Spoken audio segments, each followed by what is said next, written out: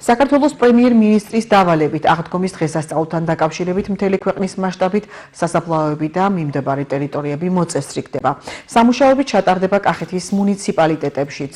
დღეს გურჯაანის მუნიციპალიტეტის სოფელ ახაშენში სასაფლაო დასუფთავდა, მიმდებარე ტერიტორია ბალახის საწინააღმდეგო ხსნარით დამუშავდა.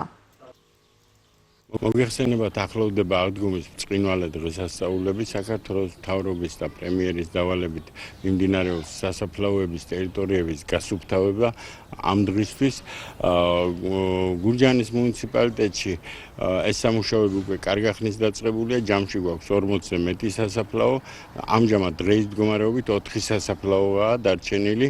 დანარჩენი ყველა გასუფთავებულია, მოწესრიგებულია. აღნიშნული სამუშაოების ფარგლებში მიმდინარეობს შესასვლელის და მისასვლელი გზების გერბიციდებით დამუშავება, სასაფლაოს ტერიტორიების გათიბვა, ხმელი ტოტებისგან და მყარი ნარჩენებისგან განთავისუფლება.